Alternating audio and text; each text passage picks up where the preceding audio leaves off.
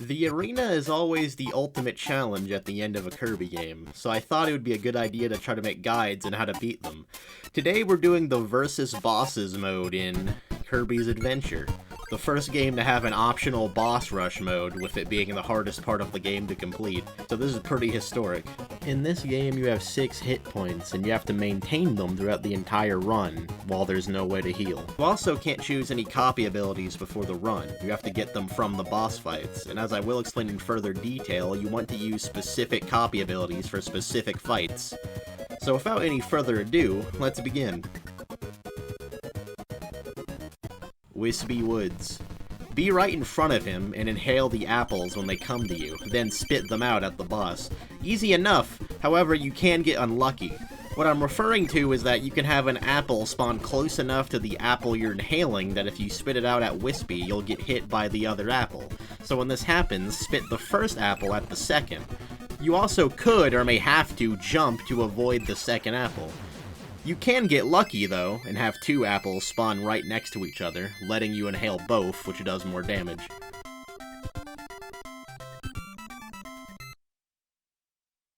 Paint Roller. This boss is tricky. It took me a while to learn how to beat him without taking damage, but once you understand the strategy, you won't have any problems. There are 2 safe spots you need to stay in, as you can see by my footage. You'll go to a random canvas and paint a random enemy. Usually you can inhale the enemy, spit it out, then quickly hover out of danger. But sometimes Paint Roller will randomly slide towards his next canvas right after painting his last, which will get you hit if you are trying to inhale the painting. I believe he only does this when he's in the latter half of his health, but I don't have confirmation on that. When he draws a microphone, you can get the mic ability from it, but I actually wouldn't recommend that. You also can get Spark from the Thundercloud, which I wouldn't recommend either. What you need to get is Parasol. With it, you can defeat Paint Roller easily and safely, and overcome the next boss pretty effectively, so you definitely want to get Parasol. Although, it's random when he decides to paint it. You might get it immediately, or you might have to wait for him to draw it. When you do get Parasol, you can deal a lot of damage to Paint Roller while he's painting. Just be careful and run away before he moves to his next canvas. When he's painting above you, you can destroy the creation by jumping into it with your umbrella. Some other important information is that everything he paints behaves differently. What you need to know is that Baseball and Parasol go through the floor. But Baseball is easy to dodge. It homes in on where you were standing, so just keep moving to evade it. The Parasol homes in on you in a strange way and can't be evaded, so it's best to destroy it with a puff of air you exhale after hovering. Now I'm going to lay down a pro strat on you. As you can see, if Paint Roller is on the top floor, you can hit him beneath it with the Parasol, slowly draining his health.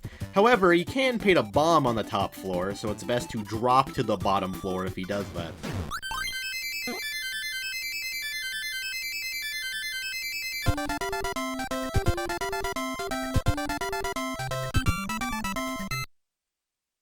Mr. Shine and Mr. Bright.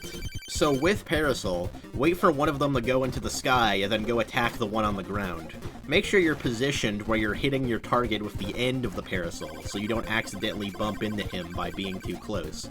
Do this with Paint Roller too, but it's more of a concern in this fight. Also, make sure you're walking towards your target in this fight and not running, because again, it's easy to accidentally bump into them. When you're attacking them, you can notice if they're trying to do their attack, that being Mr. Bright's Fireball attack and Mr. Shine's Cutter attack.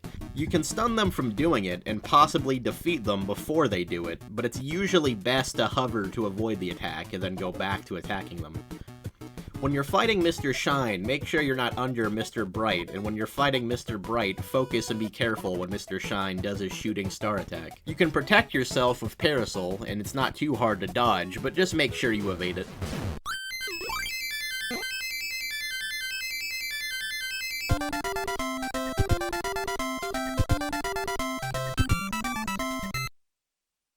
Kracko. This fight is unique because you fight Kracko with the high jump ability. By the way, it will make things slightly easier if you spit out Parasol before grabbing the Star Rod in the last fight, but you can just spit it out here anyway. Get high jump, move to the left or right while leaping until you get to the actual boss fight. Essentially what you have to do is high jump through Kracko when he's moving into the middle of the screen. When Krako's on the left or right sides of the screen, you can high jump into him but then move backwards while going through Krako. For example, if Krako is on the right side, high jump into him and go left so you went through safely while doing damage. Krako will also spawn a Starman enemy. When that happens, you should just do a sliding kick to get rid of him. As long as you're sure a Krako isn't going to go to that part of the screen, anyway.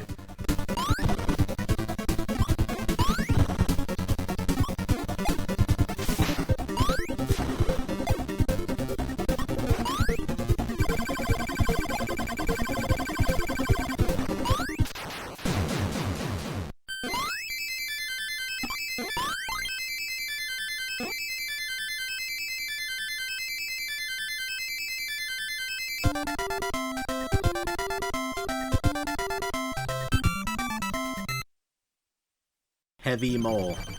This is a strange boss. It almost feels like a different boss fight each time I play it.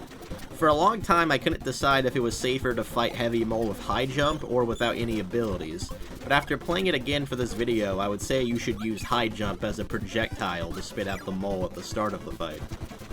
Stay directly behind him and wait for him to open his backside, then inhale the rocket and utilize it as your main weapon against him. Here's the problem though. When he goes up, the ground will be off-screen and you'll instantly die if you're there. And if he goes down, the same thing will happen even if you're on-screen. So what you need to do is hover in the middle of the area, but a little under or above Heavy Mole so he doesn't hit you with his rockets. It's tricky, to be sure.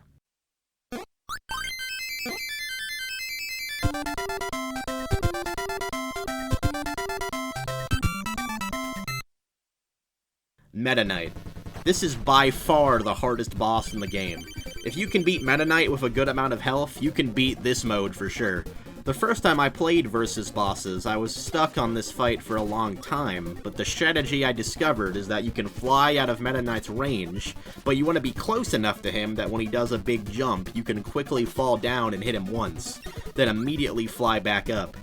Even with this strategy, if you're not careful, he can fuck you up still, but I actually was able to beat him without taking damage in this video, so I can die happy.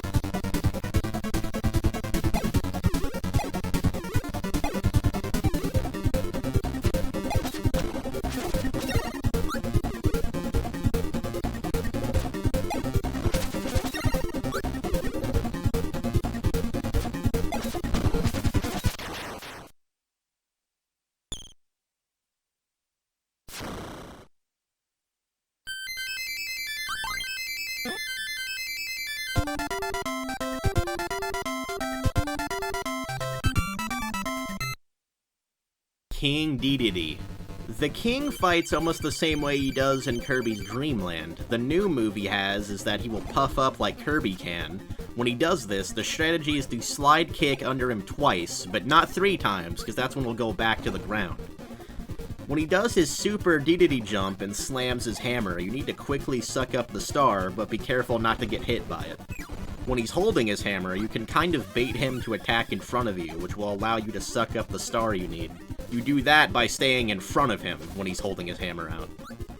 Make sure you're not too close when you're in front of him when he's not holding his hammer out, because he can suck you up or trip on you. The main difficulty of Dedede is how beefy his health bar is. It makes the fight an endurance test.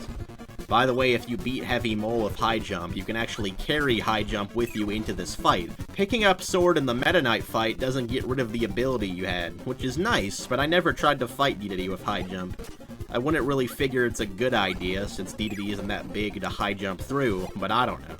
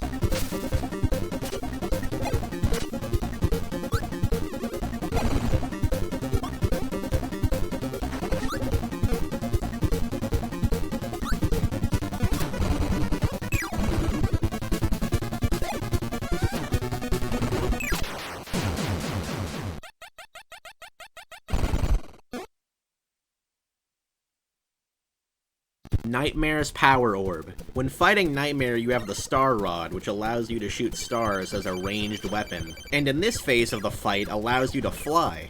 You have to beat Nightmare's Power Orb very quickly or you'll be killed by the clock. You need to keep moving with Nightmare to hit him while dodging his attacks. When he stops in place in the middle, he's going to shoot out 4 Dark Stars, so what you should do is stay in the middle to evade it. But the hardest part of this fight is when the background becomes white because you're in the clouds. This attack will move in sporadic directions and you can't dodge his stars the same way. So what you need to do is go into the middle of the screen, wait until he fires his stars, then go to the top of the screen. It's tricky to pull off successfully.